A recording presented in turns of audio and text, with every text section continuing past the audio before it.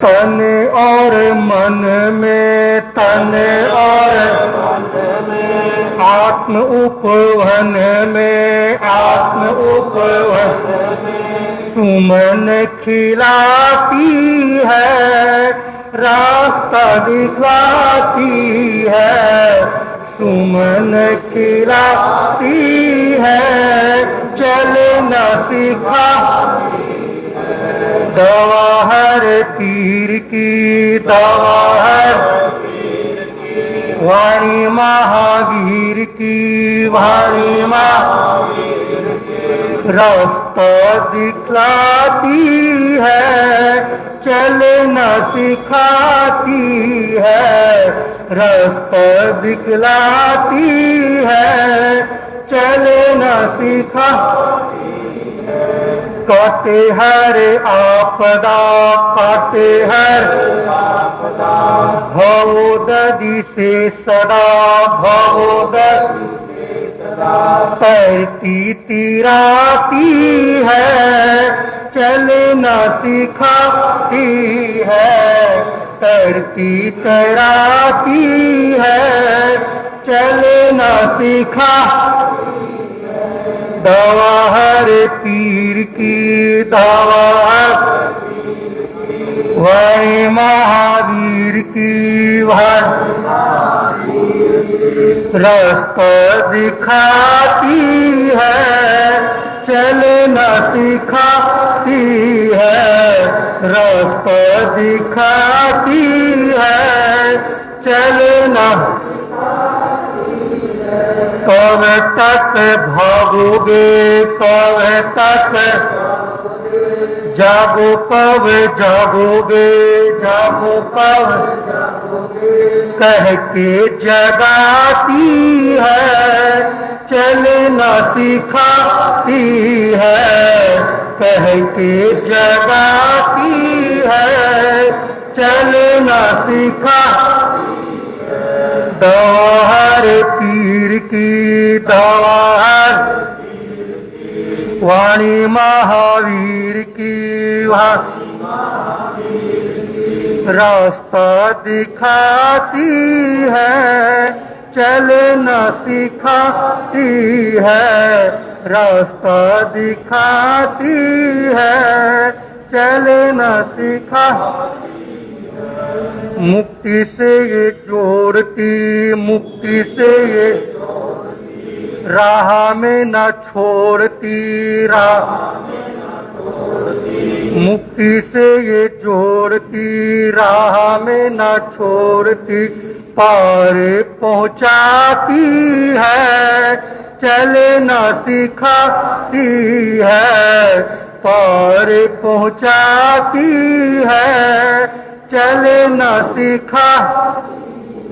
दवा हर पीर की, दवा हर माँ वाणी महावीर की, वाणी महावीर रास्ता दिखाती है, चलना सिखाती है, रास्ता दिखाती है, चलना सिखाती है। उपस्थित मुमुक्षु आत्मा हो, जिसने महावीर कथा को सुना और थोड़ा सा भी मनन कर लिया, थोड़ा सा भी चिंतन कर लिया, तो उसे संसार के जो स्वाद है वो फीके लगने लग जाएंगे। संसार का जो वैभव है वो उसके अंदर उसका मन नहीं लगेगा, आत्मा का वैभव उसको प्राप्त हो जाएगा। आत्मा के अंदर जो रहे हुए सद्गुण हैं उस और उसका दृष्टि चली जाएगी। एक आत्मा की बोधि प्राप्त हो जाएगी, क्योंकि जीवन में बोधि का प्राप्त होना परम दुर्लभ है। हर चीज की व्यक्ति को जानकारी हो सकती है, लेकिन मैं क्या हूं और मेरा जीवन कैसा है इसकी जानकारी नहीं मिल पाती है। व्यक्ति के पास ना जाने कितनी जानकारियां मिल जाए और किस तरह की जानकारियां मिल जाए, जिससे कि उसकी आत्मा को कोई संबंध नहीं है, आत्मा का कोई लेना देना नहीं है, लेकिन एक अज्ञानता में कह लो, अविवेक भावना से कह लो, ना जाने कैसी कैसी जानकारियों से अपने अशुभ कर्मों का बंधन कर लेता है। लेकिन महावीर को सुनते हैं, महावीर को थोड़ा सा भी अगर हम प्रयास करें अपने से जोड़ने का कि महावीर ने कैसा जीवन जिया, कैसी साधना की और हमारा जीवन कितनी दूर है उनसे, महावीर से जुड़ेंगे तो हम महावीर बन जाएंगे। महावीर को जोड़ना, महावीर को सुनना हमारे जीवन को एक दिशा देने का रास्ता है। तो आइए, क्योंकि महावीर की कथा सत्य को बोलती है, सत्य का ज्ञान करवाती है, तो आइए पूज्य गुरुदेव श्री जी के पावन चरण कमलों में चलते हैं और महावीर कथा को श्रवण करते हैं। क्योंकि आपकी हमारी सबकी भावना इस समय महावीर कथा पर जुड़ी हुई है और हम महावीर कथा को सुनेंगे, हमार को ना जाने कितना लाभ मिलेगा। महापुरुषों को सुनना भी बहुत बड़ा लाभ होता है और वहां से हमें सद्गुण मिलते हैं, हमें वहां से ना जाने कैसी कैसी शिक्षा मिल जाती है जो हमारे जीवन का निर्माण करती है। तो इतना कहकर अपनी बात को पूरा करता हूं। बोलिए भगवान महावीर स्वामी की। बोलो भगवान महावीर स्वामी की।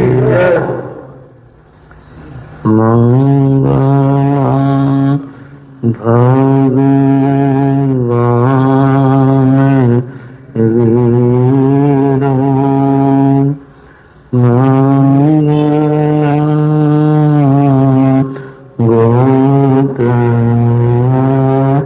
प्रभु मंगलम स्तुभद्राद्या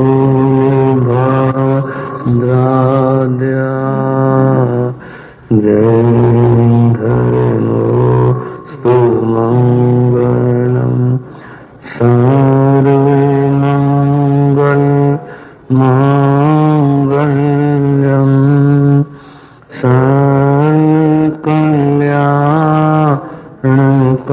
सर्वकल्याणकारणं प्रधानं सर्वधर्माणां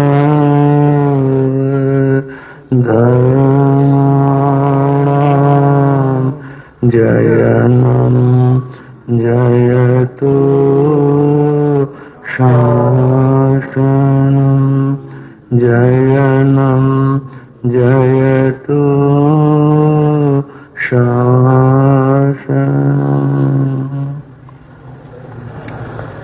शासनपति श्रवण भगवान महावीर को वंदन नमः। पूज्य गुरुदेव श्री मायाराम जी महाराज, पूज्य गुरुदेव श्री योगी राज जी महाराज, पूज्य गुरुदेव श्री राम कृष्ण जी महाराज, सभी गुरु भगवंतों को वंदन नमः। उपस्थित श्रद्धाशील बंधुओं एवं श्रद्धाशील बहनों, आपके सामने भगवान महावीर की कथा की चर्चा चल रही है। अभी हम भगवान महावीर के पूर्व भवों की बात कर रहे हैं। उन पूर्व भवों में कुछ आप सुन चुके हैं, जिनमें से हमारी चर्चा 18वें भव की चल रही है। यह कथा हमें क्या बता रही है कि जीव अपने कर्मों से कभी ऊपर कभी नीचे, ऊपर नीचे, इस तरह है गति करता है। 18वां जो भव है उसकी चर्चा चल रही थी। वो भव है त्रिपृष्ठ वासुदेव का। थोड़े से कथा के तार जुड़ जाएं। त्रिपृष्ठ देवलोक से आए हैं और उससे पहले विश्वभूति नाम से मनुष्य भाव में थे। वहां उन्होंने संयम लिया था और साधना की थी। एक घटना वहां गाय के प्रसंग को लेकर घटित हुई और उनके संसार पक्ष में कहे जाने वाले ताऊ के बेटे जो राजा बन चुके थे, जिनका नाम विशाखानंदी था, उसने उनका हास्य किया था। तब उनके मन में, विश्वभूति के मन में कषाय भाव तीव्र आया और इन्होंने कहा, मेरी तपस्या का फल हो तो मैं इससे बदला लूं। इसको शास्त्र भाषा में निदान कह दे। ये जो निदान है ये संकल्प होता है और संसार की भाषा में समझें तो ये सौदा होता है, लेना और देना होता। मेरी ये साधना, इसके बदले ये ऐसा हो जाए और ऐसा हुआ। बंधुओं, जीवन के पूर्ण होने पर विश्वभूति 7वें देवलोक में गए थे और वहां का आयुष पूर्ण कर पोतनपुर के राजा प्रजापति के पुत्र के रूप में जन्मे थे। मैं थोड़े से कथा के सूत्र जोड़ रहा हूं ताकि हम आगे बढ़ सकें। वहां इनका नाम त्रिपृष्ठ रखा गया था। इनके एक दूसरे भाई भी थे जिनका नाम अचल था। अचल दूसरी माता से थे। यहां त्रिपृष्ठ वासुदेव बने और अचल बलदेव बने। वासुदेव की शक्ति बहुत अपरिमित होती है, बहुत होती है। इनकी कुछ बात बताई थी। इनका नाम, उनकी ख्याति चारों ओर फैल चुकी थी। दूसरा पक्ष और समझ लें, विशाखानंदी जो पूर्व भाव में इनके ताऊ के बेटे थे, बंधुओं, वे भी अपनी आयुष पूर्ण करके और कुछ गतियों में भटक करके उनका जन्म रतनपुर राजधानी राजा के यहां पुत्र के रूप में हुआ था। इनका नाम अश्वग्रीव रखा गया था।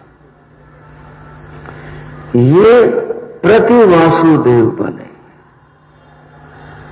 एक समय में ये 3 व्यक्ति होते हैं, वासुदेव, बलदेव और प्रति वासुदेव। उस घटना को भी हमने कुछ कहा था कि जब अश्वग्रीव ने किसी ज्योतिषी से अपनी मृत्यु के बारे में पूछा था, तो ज्योतिषी ने ये बताया, जो व्यक्ति निहत्था खाली हाथों से शेर को मार देगा वो परम बलवान होगा। आपकी मृत्यु उसके हाथ से होगी। आप स्वयं से स्वयं मृत्यु को प्राप्त नहीं करेंगे, पर के द्वारा करेंगे। इस बात से अश्वग्रीव बड़ा चिंतित रहा करता और वो सोचा करता है, ऐसा कौन व्यक्ति हो सकता है। उसकी दृष्टि रहती थी, पता चले ऐसे व्यक्ति का तो मैं उसे पहले ही खत्म करवा, ये उसकी सोच रहती थी। एक बार कुछ लोग, गांव के लोग आए थे। उन्होंने राजा अश्वग्रीव से एक प्रार्थना की थी, महाराज हमारे खेतों में कहीं से एक शेर आ गया है, बड़ा खूंखार है, आदमखोर है, हर रोज दुर्घटनाएं होती रहती हैं। कभी कहीं कोई आदमी मार दिया, कभी कोई मार दिया। इस तरह उसका आतंक फैला है। हमने बड़ा प्रयास किया, वो काबू में नहीं आता। हमारी आपसे प्रार्थना है कि आप हमारी रक्षा करो। उस शेर से, सिंह से हमारी रक्षा करो। राजा ने सुना, सोचा, उनको तो आश्वासन दिया, ठीक है। फिर विचार लगाया क्या करना चाहिए। एक बात ध्यान आई, और ध्यान ये आई, पोतनपुर के राजा प्रजापति, उनके 2 बेटे, उनका बड़ा नाम सुनने में आता, बहुत बलवान है। क्यों न उनको इस कार्य के लिए भेजा जाए। ये सोच करके राजा अश्वग्रीव ने राजा प्रजापति के पास दूध भेजा था और कहा था कि ग्रामीणों की सिंह से रक्षा करो। बंधुओं, आदमी अपने बुद्धि से बड़ा काम लेता है और वो चाहता और सोचता है कि वो आगे से आगे अपने रास्ते को निरापद बना ले। लेकिन जो कर्म होता है, होता वही है। वो तो ये सोच रहा था, इस बहाने से प्रजापति के जो बेटे हैं उनके बारे में कुछ पता चलेगा, हो सकता वो मर ही जाएं। पता चलेगा तो फिर और कोई प्रबंध करूंगा, वो ये सोच रहा था। राजा प्रजापति के पास सूचना आई, दूत ने अच्छा व्यवहार नहीं किया, आदेश के रूप में कहा कि आपको राजा का हुक्म है, अश्वग्रीव महाराज का आदेश है, ये काम करना होगा। अश्वग्रीव बड़े राजा थे, पृथ्वी वासुदेव थे, प्रजापति साधारण छोटा राजा था। उसने वो आदेश स्वीकार कर लिया, ठीक है, और फिर तैयारी करी, सेना को लिया सिंह का सामना करने के लिए। और जैसा था उसी के अनुसार कि वो सिंह को मार करके जनता को निरापद करेंगे। जब ये तैयारी हुई तो त्रिपृष्ठ ने और अचल ने पूछा, पिताजी क्या बात है? बोले वो सिंह का आतंक है, उसको दूर करना है, मैं जा रहा हूं, सेना लेकर जा रहा हूं। अद्भुत कथा है, विलक्षण कथा, क्या होगा ये देखना। दोनों भाई बोले पिताजी और आप जाएंगे? पुत्र जब वयस्क हो जाए, बड़ा हो जाए और पिता फिर भी काम करता रहे, ये तो लज्जा की बात है। हम आपके पुत्र नहीं, हम जाएंगे? नहीं बेटा, बहुत मुश्किल है, सुना है बहुत ही खूंखार है वो, तुम तो अभी छोटे हो, तुम रहने। नहीं पिताजी, हम जाएंगे। और दोनों भाई जाते हैं, सेना साथ में थी। थोड़ा सा यहां एक भ्रम सा बन गया। भ्रम कथा में नहीं है, भ्रम कहने में नहीं है, वो कथा में भ्रम बना। शेर तो उर्दू में कहते हैं, सिंह शब्द है हिंदी में, तो संस्कृत सिंह का आतंक है, सिंह ऐसा कर रहा है। वो त्रिपृष्ठ समझा सिंह कोई आदमी है, सिंह पुरुष नाम का कोई आदमी है और वो भी आतंक कर रहा है। बोले देखेंगे उसे। सेना लेकर के गए। जब जंगल शुरू हुआ, ग्रामीण लोग मिले तो उन्होंने भी थोड़ा सावधानी से युद्ध की बात कही। तो उसने पूछा कि वो जो सिंह है उसके पास कितनी सेना होगी? ये विनोद नहीं, एक भ्रम की बात है, विनोद नहीं बना रहे। वो सिंह आदमी समझे। बोले जिसके पास तो कोई सेना नहीं है। बोले और? बोले वो तो अकेले ही होता है। बोले वो अकेला है और हम सेना लेकर के चले हैं, ये क्या बात हुई? वो अकेला है तो हम भी अकेले चलेंगे, अकेले युद्ध करेंगे, सेना का क्या मतलब? सैनिकों को वापिस कर जाओ, तुम जाओ। दोनों भाई चल दिए। रथ में सवार थे, कुल 3 व्यक्ति थे। रथिक रथ चलाने वाला, दोनों भाई बैठे थे। उन्होंने रथिक से पूछ लिया, शायद इसको पता हो। उन्होंने पूछा कि ये जो सिंह है, यानी सिंह पुरुष है, वो इस तरह बात कर रहे थे, तो ये रथ के ऊपर आता है, घोड़े पर आता है, या कैसे युद्ध करता है? उसने देखा। महाराज आप क्या बात कर रहे हैं? बोले क्यों, क्या हुआ? वो तो जानवर है, आदमी नहीं है। उसका रथ का, घोड़े का, इसका क्या काम?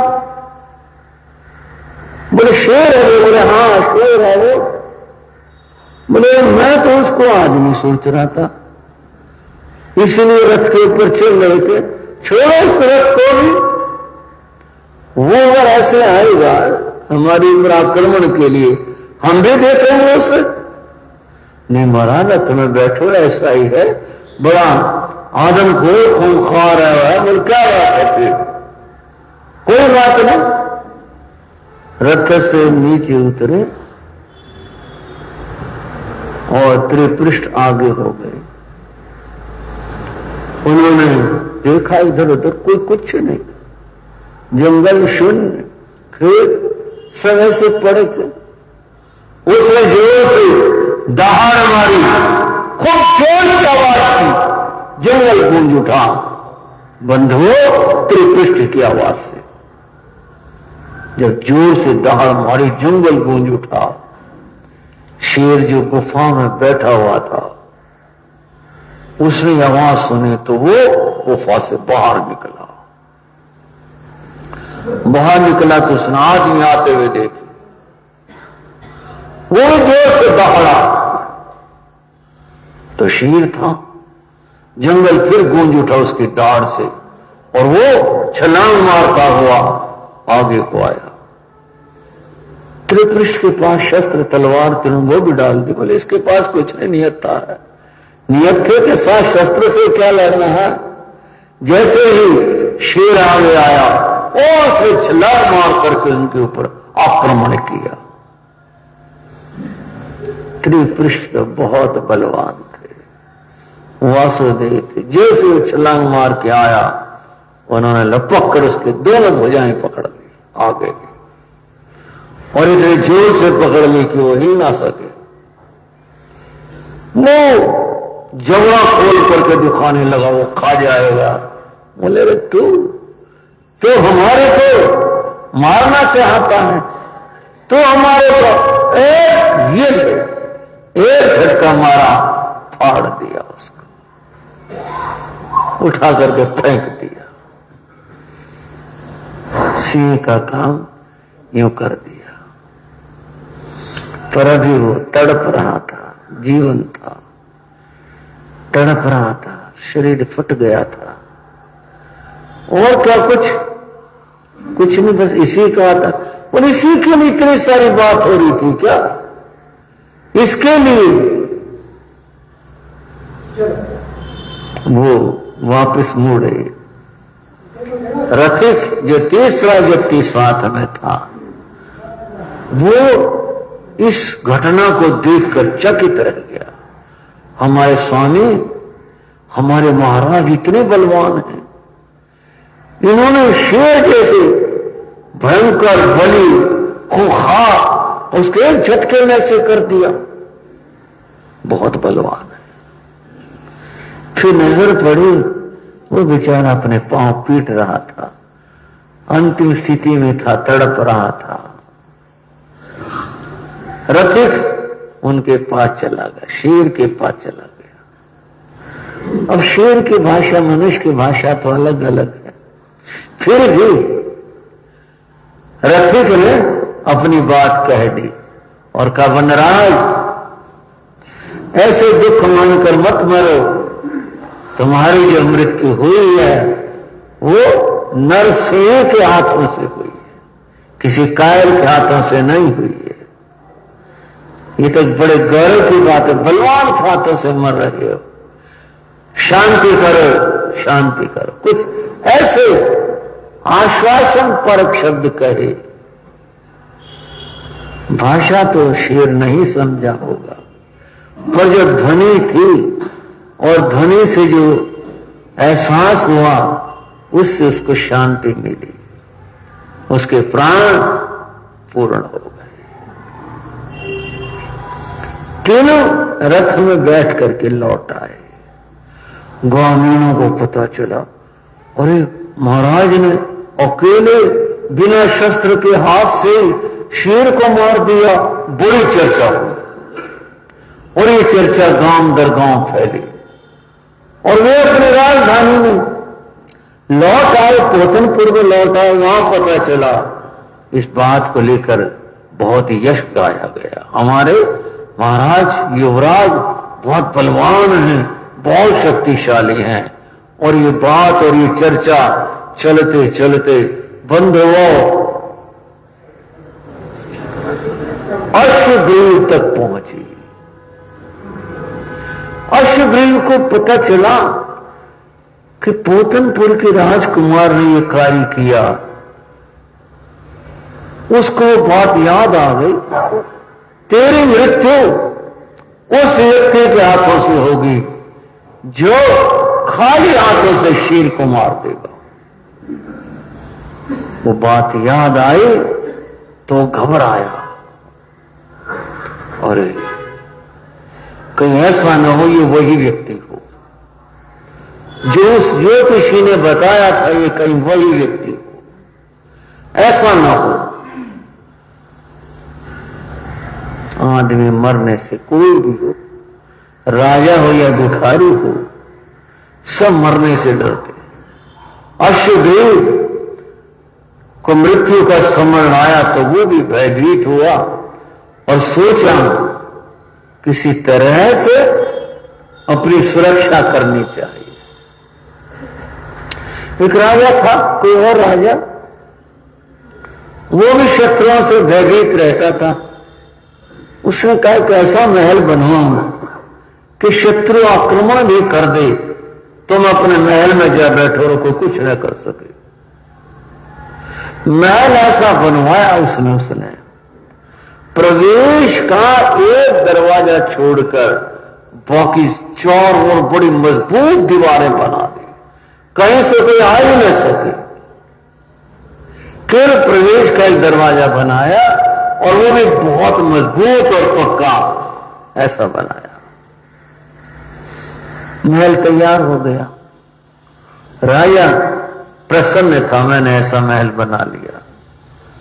वो महल के बाहर खड़ा था, एक सन्यासी गुजरा। राजा ने सहज से ही व्यवहार से सन्यासी को नमस्कार किया। सन्यासी रुके और बोले, महाराज ये महल? हाँ महाराज, ये महल मैंने बनाया है, अभी तैयार हुआ है, ये बहुत पक्का और मजबूत बनाया है। राजा ने अपनी ओर से कहा, क्या विशेषता है?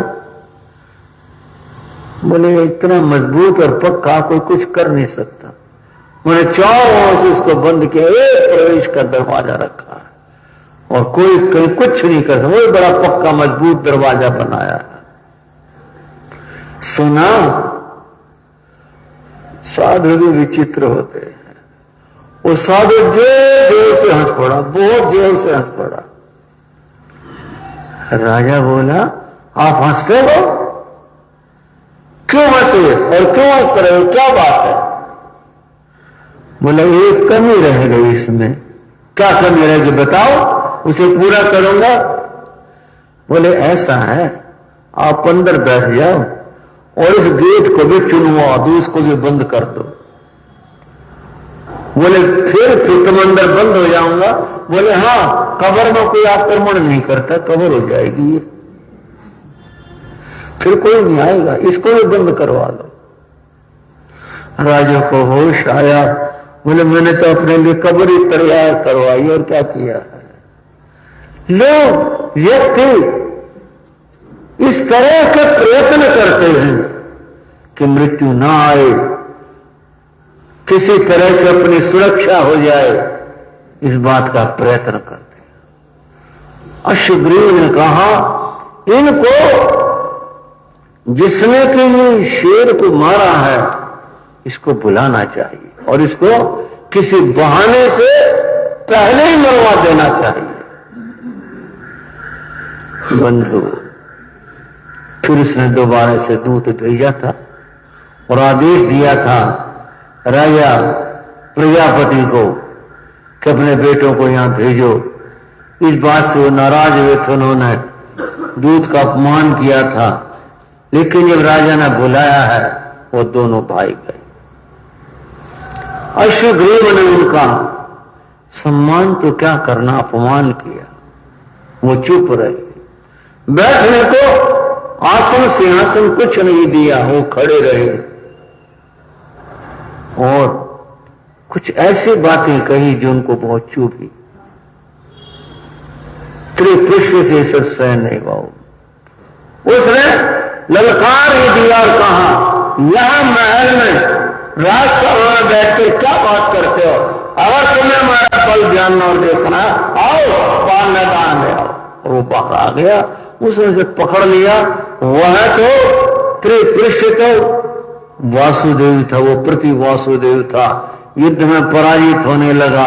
उसने अपना चक्र प्रति वासुदेव के पास था, उसके ऊपर छोड़ दिया, दे मारा और परिणाम यह देवाधिष्टि चक्र उनके ऊपर चलाने, परिक्रमा करके उनकी उंगली पर आ गया। उन्होंने उसके ऊपर प्रहार किया। प्रति वासुदेव अशुग्रीव के ऊपर अशुग्रीव मारा गया।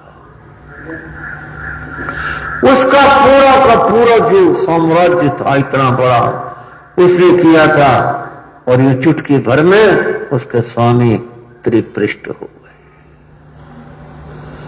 वो जो संकल्प किया था मैं इसका बदला लूं, इस भाव में वो यूं बदला लिया गया, उसको मारा गया। अब तो त्रिपृष्ठ वो राजा हो गए। अचल उनके भाई बड़े भाई थे, राजा उनको बनाया गया। वासुदेव को राज्य करने लगे। बड़ा कठोर अनुशासन था। उस कठोर अनुशासन के कारण से राज्य में कहीं कोई अपराध, किसी प्रकार की कोई दुर्घटना संभव नहीं थी।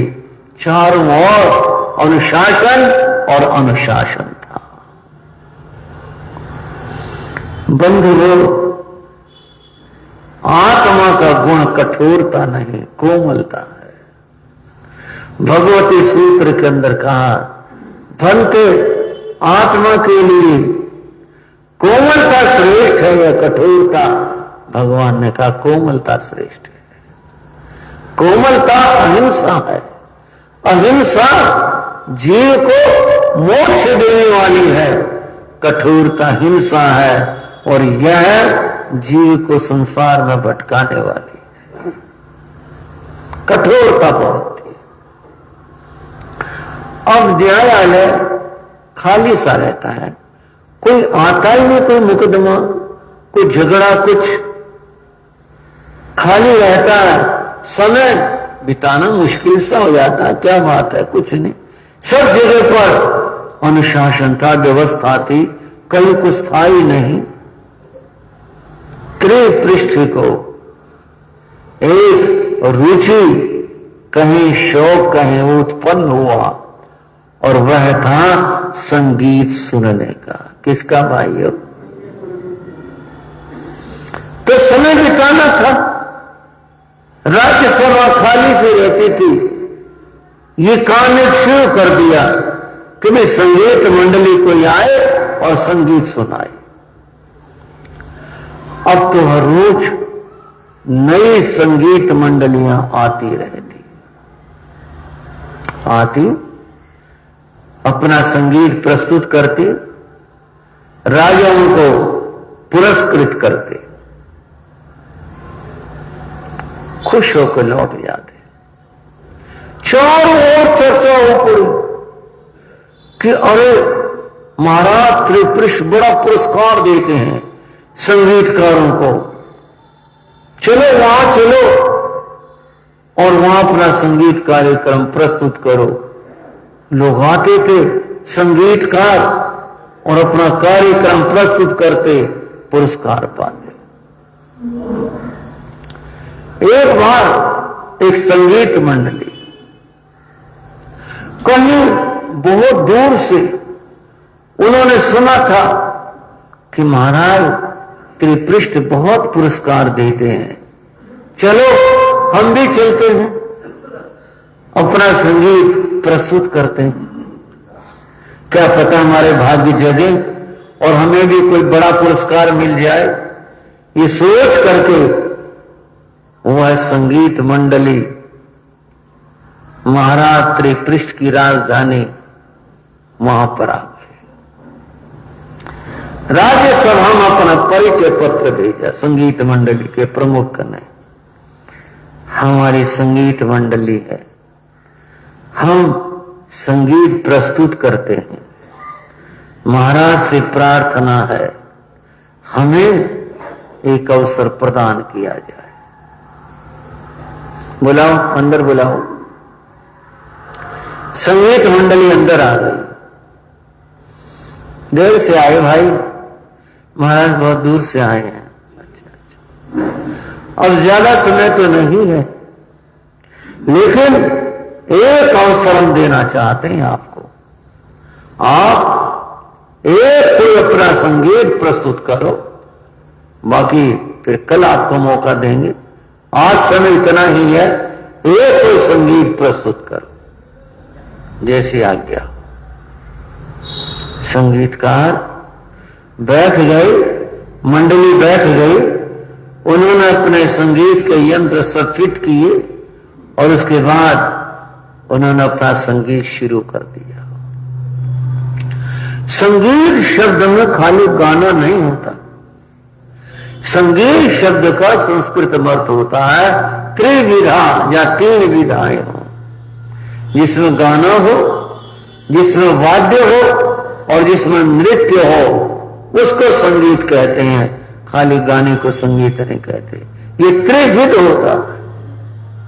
और उन्होंने त्रिविध संगीत राजसभा में प्रस्तुत किया। जैसे उन्होंने गाना शुरू किया, स्वर लहरियां आकाश में फैलने लगी, बैठे हुए लोग सुनने लगे। संगीत कानों का विषय, श्रुत इंद्रिय का विषय कानों में आने लगा। थोड़ा और आगे बढ़ा, ऐसा लगा जैसे कानों में अमृत सा आ रहा हो। और संगीत आगे बढ़ा, एकदम सन्नाटा सा हो गया, पूरा वातावरण प्रभावित हो गया। और फिर जब उनका संगीत पूर्ण यौवन के ऊपर आया, चारों ओर ऐसा सन्नाटा, सुनने वालों को ये भी नहीं पता वो बैठे कहां पर है। राजा भी मुग्ध हो गया और अपने आप को भूल गया। संगीत पूरा हुआ, संगीत बंद हुआ, राजा जैसे होश में आए। अरे वाह, बहुत सुंदर, बहुत सुंदर, ऐसा नहीं सुना कभी। जैसा तुमने प्रस्तुत किया ऐसा तुमने सुना नहीं, बहुत सुंदर सुनाया, बहुत ही अच्छा सुनाया। हम आगे सुनेंगे, आज तो समय हो गया। ठीक है, राज्यसभा का समय समाप्त हो गया है, कल आपने सुनाना है। ठीक है महाराज, जैसे आपकी आज्ञा हो। राजा सिंहासन से उठे। एक व्यक्ति जो व्यवस्थापक था, शैया पालक जिसे कहते थे, व्यवस्थापक, राजा ने व्यवस्थापक से कहा, व्यवस्थापक संगीत मंडली का प्रबंध कर देना, इनके रहने का, सोने का, खाने का सब प्रबंध कर देना, कोई दिक्कत न हो, इन्हें ध्यान रखना। और कल राज्यसभा का जो समय होगा तो पहले इन्हें समय दिया जाएगा, हम जा रहे हैं। आदेश देकर राजा चले गए। वहां बैठे लोगों में वो व्यवस्थापक भी था। कहां से आए हो भाई? बता दिया, जहां से आए थे वहां से। बहुत सुंदर गाते हो, आपने तो कमाल ही कर दिया, पूरी राज्यसभा को तुमने मोहित कर लिया। गुरु की कृपा, प्रभु की कृपा, जो शब्द कहे उन्होंने, बहुत अच्छा सुनाया। मेरा मन कर रहा है एक संगीत, अब और तो कोई है नहीं, मैं हूं, मैं सुनना चाहता हूं, एक बार एक कार्यक्रम एक और सुना दो, मैं सुनना चाहता, बहुत ही सुंदर था। प्रमुख ने संगीतकार मंडली के सदस्यों को देखा, चलो भाई, राजा के व्यक्ति हैं ये, व्यवस्थापक हैं, जैसा ये कहें ऐसा कर लो, सुना दो। वो बैठ गए, उन्होंने फिर संगीत शुरू किया। इस बार भी वही समय बना, बड़ा सुंदर, बड़ा अद्भुत। जब पूरा हुआ, व्यवस्थापक बोला, भाई बहुत कमाल है, बहुत अद्भुत, भाई एक और सुना दो, एक और, फिर तो एक और फिर एक और यूं करते हुए रात बढ़ती गई, रात ढलनी शुरू हो गई और संगीत का कार्यक्रम वो बोला, एक और यूं रात ढल गई, सुबह होने को आई, रात बीतने को आई। अब जब कुछ उजाला सा हुआ, व्यवस्थापक ने अब देखा, उसे होश आया और सुबह होने को आ रही है। इनका तो प्रबंध ही नहीं किया, रहने का, सोने का, खाने का। और वो फिर बोला अच्छा चलो फटाफट चलो, वहां व्यवस्था सारी जो भी कुछ होता नहाने का, खाने का सब प्रबंध है, चलो। वो लोग चले गए। जो कुछ था सब हुआ, खाना पीना हुआ, दिन निकल आया था, समय बढ़ गया था, राजसभा का समय हो गया। व्यवस्थापक ने कहा चलो राजसभा का समय हो गया, महाराज आते होंगे, उनसे पहले चलना है, चलो। और वो सारे चले आए, स्थान दिया गया, वो बैठ गए। राजा आए, राजा बैठे, सबने स्वागत किया। महाराज ने आके आदेश दिया, कल जो संगीत मंडली आई थी, आज पहला कार्यक्रम उन्हीं का होगा और उनका अवसर दिया जाता है, अपना कार्यक्रम प्रस्तुत कर। उन्होंने अपना कार्यक्रम शुरू किया, गाना बजाना जो था वह सब प्रारंभ किया। संगीत का एक संगीत पूरा हो गया। राजा को कुछ मजा नहीं आया, आनंद नहीं आया। राजा बोले वो रात को गाने वाले कौन थे? महाराज हम थे। क्या बात, रात को तो तुमने कल दिन में तुमने बहुत अच्छा सुनाया था, अब तो वो नहीं सुना सके, क्या बात है? अब तुम्हारी वो कला कहां गई? संगीत का प्रमुख नाच जोड़ के कहा, महाराज हम इंसान हैं, हम मनुष्य हैं, फिर हम लोहा नहीं हैं। क्या मतलब? महाराज हम लोहे के नहीं बने हुए। तो कौन लोहे के कह रहा तुम्हें? मनुष्य हो तो उसके बात क्या है? महाराज हम थके हुए हैं, हमें गाते गाते पूरी रात हो गई, हम थक चुके हैं, हम सोए भी नहीं रात को, अब हम कैसे गाएं? क्यों? तुम्हारा प्रबंध नहीं हुआ? नहीं, हमारा प्रबंध नहीं हुआ। क्या बात है? व्यवस्थापक से कहा क्यों, क्या बात है, तुमने प्रबंध नहीं किया? वो तो चुप। क्या बात है, बोलो। महाराज आपके जाने के बाद में मैंने इनको संगीत के लिए कह दिया, इतना अच्छा संगीत है इनका, पूरी रात हो गई, तो अब सुबह हो गई, व्यवस्था हो नहीं सकी। अच्छा, उनसे पूछा यही हुआ था? हाँ महाराज, हम सो नहीं सके, हमें कोई विश्राम नहीं मिला, हम थके हुए, इसलिए हम ठीक से गा भी नहीं पा रहे हैं। तेरी इतनी हिम्मत, तूने राजा को नहीं समझा? जब मैंने कहा था इनका प्रबंध कर देना और तू संगीत सुनता रहा। महाराज बहुत अच्छा संगीत था इनका, मैं बताता हूं तुझे, इतना तुझे संगीत का शौक है तो हमेशा के लिए तो ये संगीत सुनवा देता हूं। जल्लादों को बुलाओ। जल्लाद आ गए, पकड़ो इसे, और पकड़कर राज आज्ञा का उल्लंघन किया है, इसको दंड दिया जाता है, इसके कानों के अंदर पिघला हुआ रांगा शीशा डाल दिया जाए ताकि हमेशा के लिए बात खत्म हो जाए। वो रोया, गिड़गिड़ाया, कौन सुनता?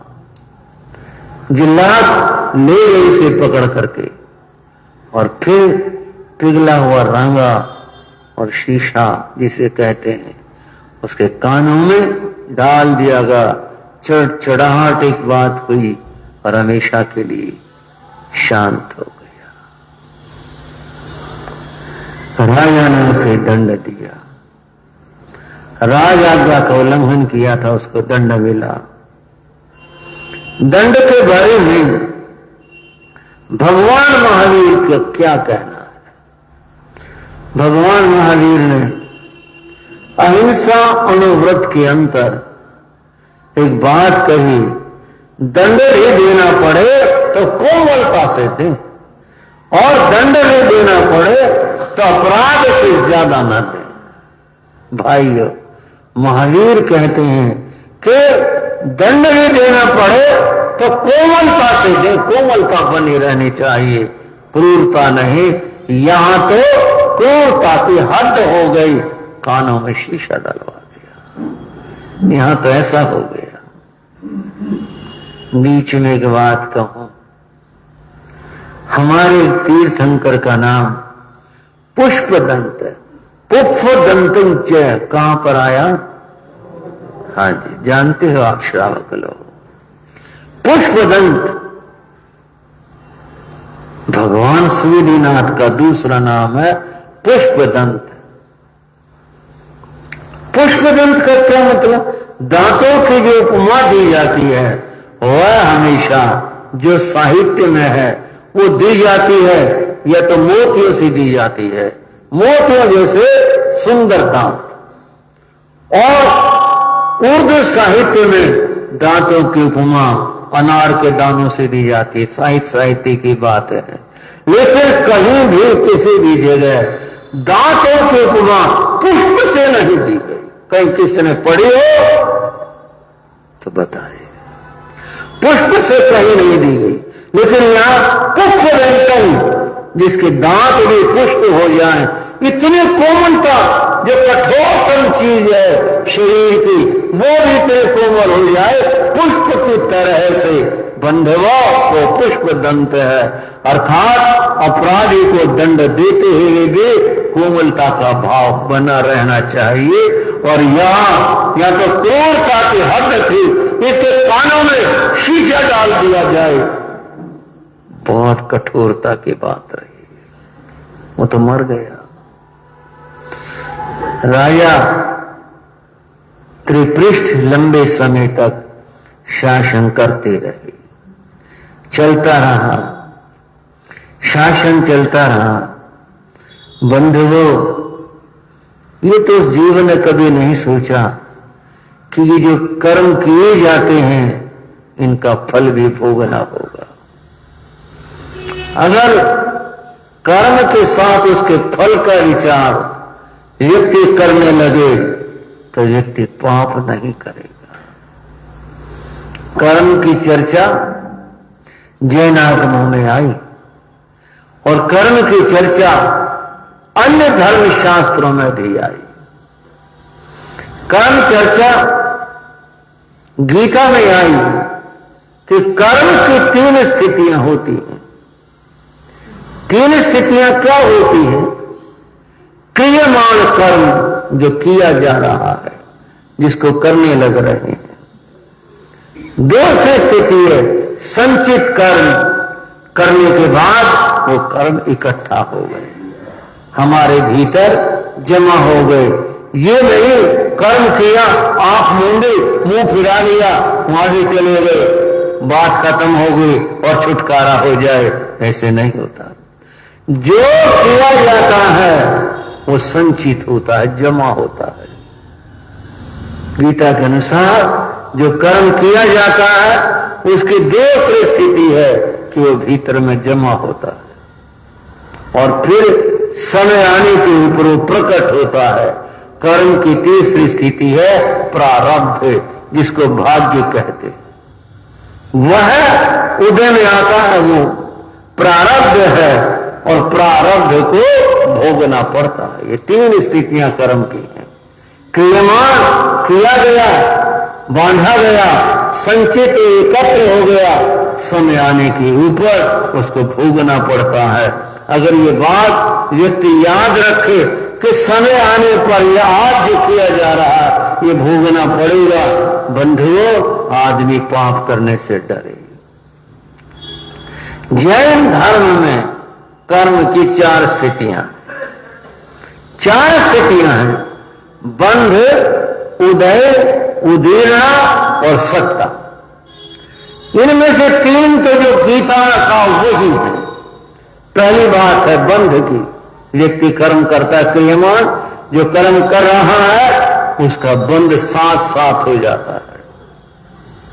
बंद होने के बाद में कर्म सत्ता में चले जाते हैं। कहां चले जाते हैं? ईश्वर को सत्ता में, भीतर में जमा हो जाते हैं, सत्ता में चले जाते हैं, और फिर जब उनका परिपाक होता है तो फिर वो उदय में आते हैं। तो बंध, सत्ता और उदय, ये 3 स्थितियां बनी। जैन धर्म में चौथी स्थिति बताई, वो स्थिति है उदीर्णा।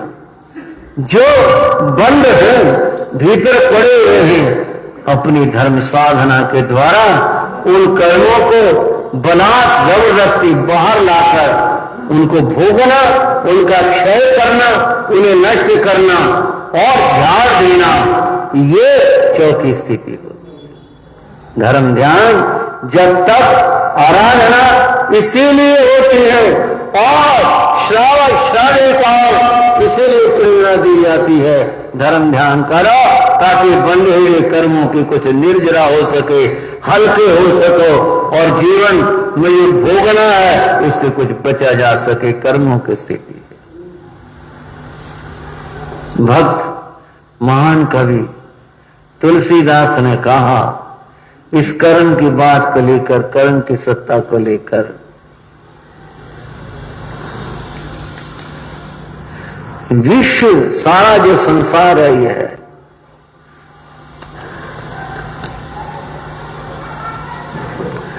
कर्म प्रधान विश्व वशी कर रखा,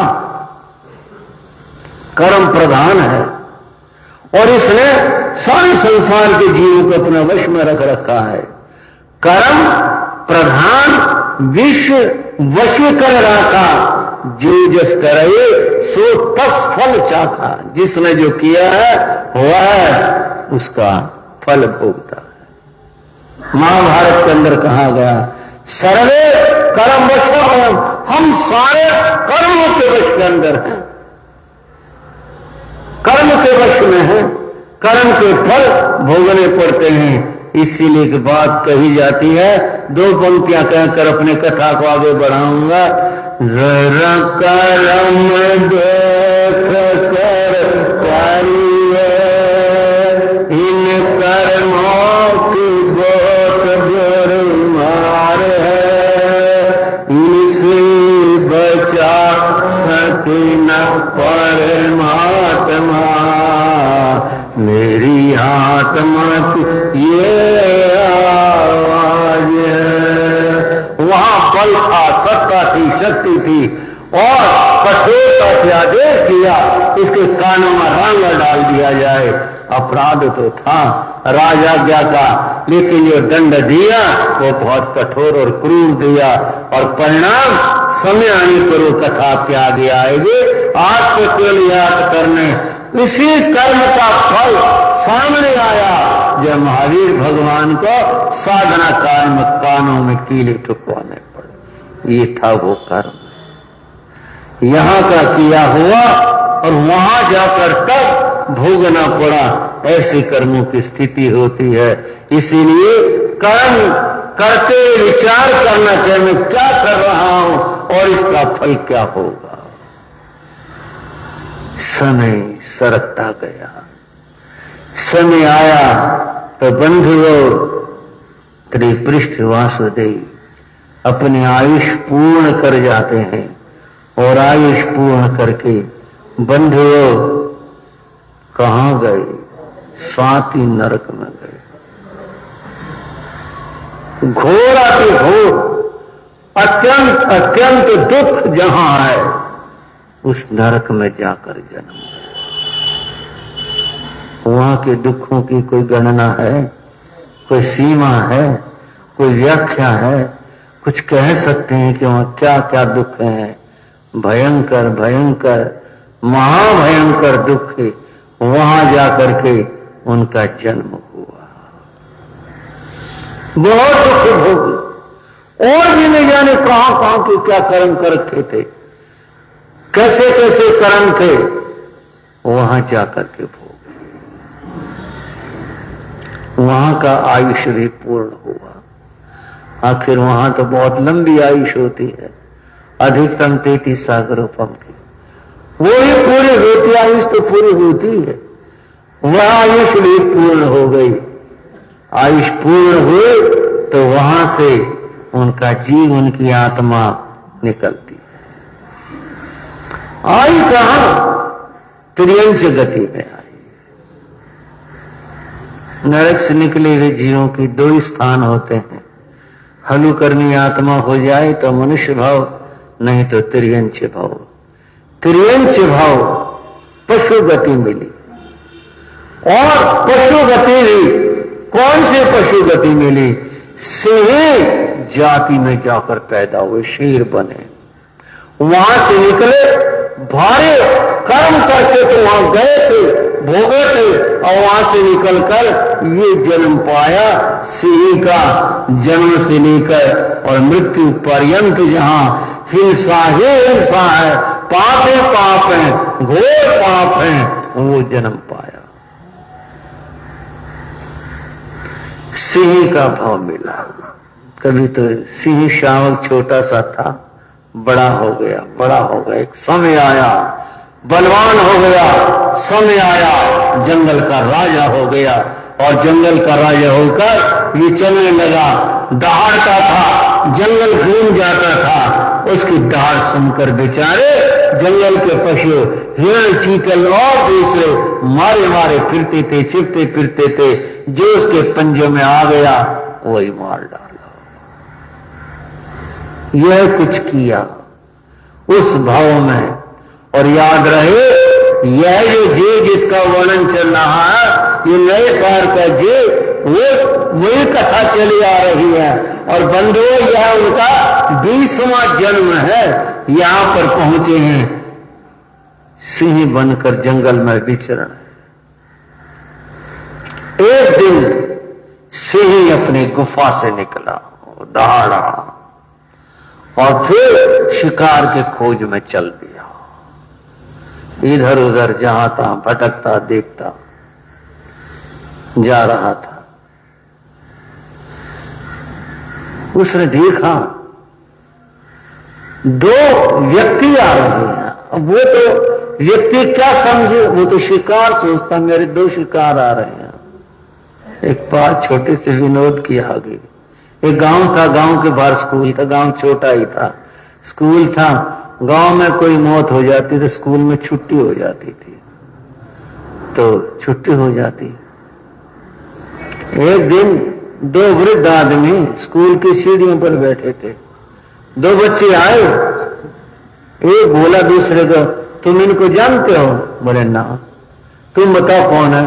बोले ये हमारी दो छुट्टियां हैं।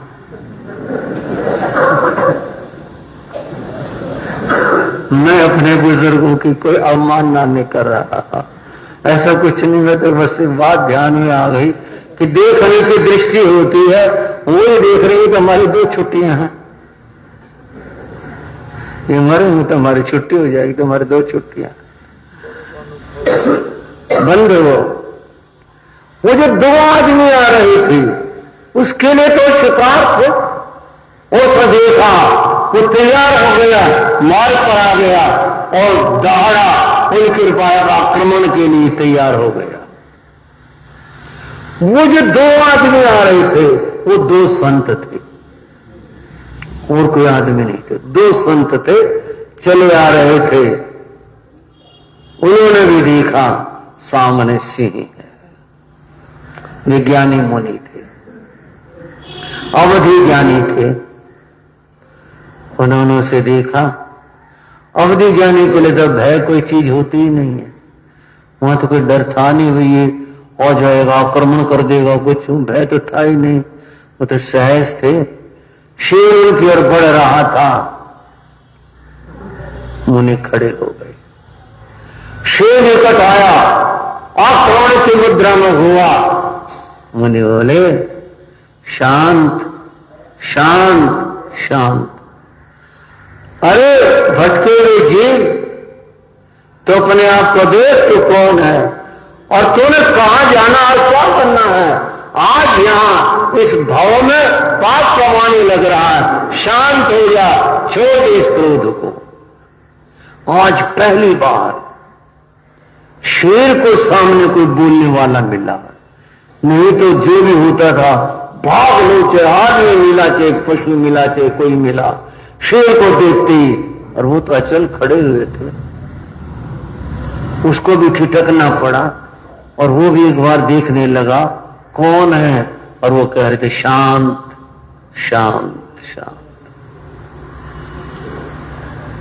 मुनियों के प्रभाव से वो शांत हुआ, देखता रहा। मुनि बोले, तूने आगे जाकर के तीर्थंकर होना है, तूने आगे जाकर के आत्म कल्याण करना है, अपना भी औरों का भी।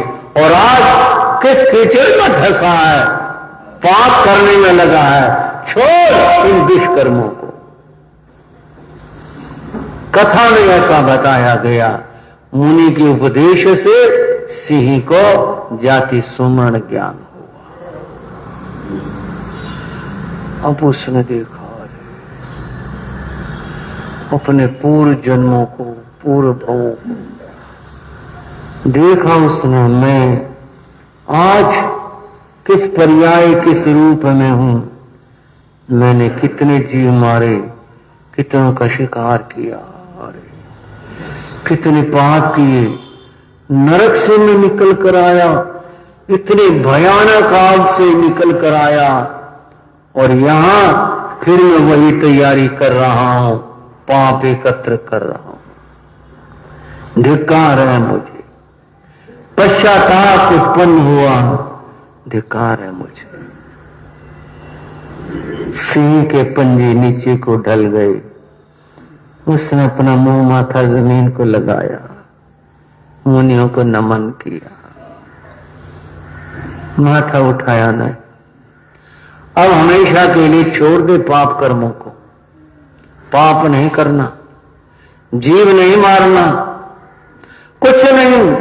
अगर ये पर्याय छूट जाए तो क्या बात है, अपने आप में दृढ़ बन, पाप छोड़ दे, पापों का त्याग कर दे। और बंधुओं, यहां इस भव में उसने मुनि दर्शन पा करके जो पाप का मार्ग था वो छोड़ दिया। और कह लो दो पंक्ति, संतों का सत्संग जगत को तारेगा, भागेगा जो दौड़ जन्म वो हारेगा। बोलो, संतों का सत्संग जगत को तारेगा, भागेगा जो दौड़ जन्म वो हारेगा। संत दर्शन हुआ, शेर महाहिंसक जे, उसका जीवन बदल गया। उसने तो उस दिन से ही सब परित्याग कर दिया, संसारा ही कर लिया, कुछ नहीं। मुनि उपदेश देकर चले गए, वह एकांत में जाकर पड़ गया। और बस अब तो प्रभु का सुमरण है। जाति सुमरण ज्ञान होने से बहुत उपलब्धि हो गई थी। संभावों के साथ में उस देह को, सिंह देह को छोड़ दिया, मर करके देवलोक में उत्पन्न हुआ। यहां से अब लाइन बदल गई, कहां कहां भटक के आ रहे थे और यहां करके लाइन बदल गई है। अब तो देवलोक में चले गए, देवभाव में जाकर भी वहां के सुख और भोगों के प्रति आकर्षण नहीं है। स्वतंत्रता कम रहती है मुझे, इसलिए थोड़ा समेट करके सुनाता हूं। बंधुओं, ज्यादातर लोग क्या कहते हैं, देवलोक की बात, वहां बड़े सुख है, वहां ऐसा है, वहां ऐसा है। एक साधु देवलोक में चला गया, क्या उन भोगों के लिए जन्मा है वहां पर? इसका दूसरा पक्ष भी है, देवलोक के अंदर सम्यक्ति भी होते हैं और देवलोक के अंदर स्वाध्याय भी है। आप कहोगे स्वाध्याय, पोथरायणम पुस्तक रत्न की वाचना करते हैं, ऐसा शास्त्र के अंदर आया है। वे तीर्थंकरों के जाते हैं, तीर्थंकरों की वाणी सुनते हैं, साधु साधियों के दर्शन करते हैं। ये भी एक पक्ष है। क्या भोगों के लिए देवलोक है? बंधुओं नहीं, देवलोक में ऐसे जीव भी हैं जो वहां जाकर आध्यात्मिक जीवन जीते हैं। भले त्याग न कर पाए, वहां श्रावक जीवन में आए, साधु जीवन में आए, लेकिन भावों से निर्मल जीवन जीते हैं। देवलोक में रहे और जीवन ऐसा ही जिया। कभी तीर्थंकरों के गए, कभी कहीं पर, कभी कहीं, और यूं देव भाव पूर्ण होता है। और बंधुओं, देव भाव पूर्ण करके अब उनको मनुष्य भवन मिला। ये उनका 22वां जन्म है। बंधुओं, उनका जन्म रत्नोपुर के राजा, उनके यहां पर उनका जन्म हुआ। उनका नाम विमल रखा गया। क्या नाम रखा गया? विमल नाम रखा गया। संस्कार बड़े उज्जवल थे, क्योंकि जहां से आ रहे हैं और जहां से जीवन की रेखा बदली है, अब संस्कार बड़े निर्मल हैं। और निर्मल संस्कारों के कारण से बंधुओं, संक्षेप कर रहा हूं, यहां इस भव में उन्हें संयम प्राप्त हुआ। विमल राजकुमार विमल मुनि बने। मुनि बनकर के उन्होंने साधना की, तप आराधना की, और फिर जन्म पूर्ण करके देवलोक में गए। 23वां जन्म है यह है। और वहां से फिर देव भाव पूर्ण करके 24वां जन्म उनका महाविदेह की मूका नगरी के अंदर हुआ। कौन सी नगरी ली? मूका नगरी ली। वहां धनंजय नाम के राजा राज्य करते थे मूका नगरी में। उनकी महारानी ने एक दिन 14 स्वप्नों का दर्शन किया। राजा को बताए। राजा ने कहा, ज्योतिषियों से पूछते हैं, उनसे पूछा गया, कहा बहुत ही उत्तम और महान स्वप्न है। 14 स्वप्न देखे गए, पर थोड़ा सा आप कहेंगे तीर्थंकर वाले, ये स्वप्न थोड़े से मंद थे। अगर सूर्य दिखा, जाज्वल्यमान नहीं, थोड़ा सा मंद दिखाई तो दिया। 14 स्वप्न देखे और फिर रानी ने समय आने पर पुत्र को जन्म दिया। उसका नाम प्रिय मित्र रखा गया। समय आया, धनंजय राजा ने अपने पुत्र प्रिय मित्र को राज्य सौंप दिया। वो राज्य कर रहे थे। एक दिन उनकी आयुधशाला में चक्र रत्न प्रकट हुआ और फिर चक्र रत्न के द्वारा इन्होंने 6 खंड का साधन किया। और फिर प्रेम से बोलेंगे भगवान शब्द को याद करते हुए, प्रथम शंकर भगवान ऋषभ। उन्होंने क्या फरमाया था? और ये मरीचि बड़ी अद्भुत आत्मा है। ये एक जन्म में वासुदेव बनेगा और एक जन्म में क्या बनेगा? अभी ये चक्रवर्ती भव आ गए। इनका प्रिय मित्र इनका नाम है। यहां ये चक्रवर्ती बने हैं, महाविदेह में बने हैं। मूका नगरी इनकी राजधानी थी और चक्रवर्ती बनकर के इन्होंने लंबे समय तक शासन किया। चक्रवर्ती बन करके एक समय आया जब इनके मन में वैराग्य हुआ और फिर इन्होंने संयम धारण कर लिया, साधना की। साधना करके जीवन के अंतिम भाग में समाधि संसारा लेकर के 25वां जन्म इनका देवलोक का हुआ। अब हम धीरे धीरे आगे बढ़ रहे हैं। अब हम 25वें जन्म पर आए हैं।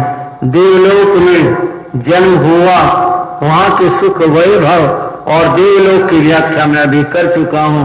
बंधुओं, यहाँ का आयुष पूर्ण होने के बाद में उस समय में इस धरा के ऊपर छत्रा नाम की नगरी थी, जहां पर जिस शत्रु राजा राज्य करते थे उनकी रानी का नाम भद्रा था। भद्रा की कुक्षी से इनका जन्म हुआ। ये 26वां जन्म है। बंधुओं, यहां उनका नाम नंदन रखा गया। क्या नाम रखा? नंदन, राजकुमार नंदन। अद्भुत है, बड़ा विलक्षण है, सौम्य सुंदर तो है, बड़ी बात विनम्र है, कोमल है, विनयवान है, माता पिता के प्रति नहीं, हर किसी के प्रति, सबके सब नंदन राजकुमार को देखकर मुग्ध हो जाते हैं। जनता के मन में रहता था नंदन राजकुमार का दर्शन हो जाए, कहीं वो दिख जाए। इतने अच्छे थे, इतने प्रिय थे। एक बार छत्रा नगरी में पोटिल्य नाम के आचार्य का आगमन हुआ। राजकुमार नंदन पोटिल्य आचार्य के पास धर्म श्रवण के लिए गए। धर्म सुना, संस्कार जागृत हुए, और फिर तो कथा को मैं कितना बड़ा बना लूं, समेट लूं, या उन्होंने दीक्षा ले ली। राजकुमार नंदन अब नंदन मुनि हो गए। भगवान महावीर के पूर्व भावों में हर भाव की अपनी एक अलग बात है। उसमें नंदन मुनि भाव बड़ा विलक्षण और विचित्र है। आप कहोगे क्या बात? इस भाव में उन्होंने महान तपस्या की है। नंदन भाव में, नंदन मुनि भाव में बहुत उन्होंने तपस्या की। कथाकारों के मतभेद के साथ बताना चाहूंगा। कुछ कथाकारों का कहना है इस भाव में उन्होंने 11,60,000 मास खमन तप किए। एक कथा के अनुसार 1,60,000 मास खमन तप किए। अब इसका फैसला मैं नहीं दे सकता, ये तो कथाकारों की बात है। इतनी तपस्या एक बार सोच करके देखो। और नंदन मुनि को हम अपना श्रद्धा के साथ सिर झुकाते हैं, वंदन करते हैं और बोलोगे नंदन मुनि के, नंदन मुनि के। इतनी बड़ी तपस्या, इतने मास खमन उन्होंने किए। बंधुओं, इन मास खमन का, इस महान तपस्या का क्या फल हुआ, क्या परिणाम हुआ, यह बंधुओं 26वां भाव है, याद रहे। अब इसके पश्चात यहां अब इस बात को मैं स्पष्ट करना चाहूंगा कि यह जो इतनी बड़ी तपस्या है, इसका फल इसके बाद तो कल करेंगे, पर आज इतना ही। यहां इन्होंने तीर्थंकर नाम कर्म का बंद किया। यहां किया, इस महान तपस्या से यहां किया। नंदन मुनि देवलोक में गए, पर कुछ बातें और बताने की हैं। वो बातें कहेंगे, बताएंगे। और फिर उसके बाद 27 भाव के बाद 28वां भाव, कुछ कथाओं में 27वां भाव, हमारी कथा में 28वां भाव होगा भगवान महावीर का, जिनकी हम कथा कर रहे हैं। अब हम शनि शनि वहां पहुंच रहे हैं महावीर के भाव में। महावीर प्रभु का जन्म होगा। आप श्रावक और श्राविकाओं से कह रहा हूं, अपने मन में मोद भर लो, खुशी भर लो, प्रभु का जन्म होगा। तीर्थंकर का जन्म कैसे होता है, क्या विशिष्टताएं होती हैं, बताने का कुछ प्रयास करूंगा। आपसे कहना यह है, अपने मनों को श्रद्धा से भर लो। प्रभु के उस जन्म के, उस कल्याण के अवसर के ऊपर क्या महिमा हुई थी, उसको जानने के लिए ये सब चर्चाएं अगले समयों में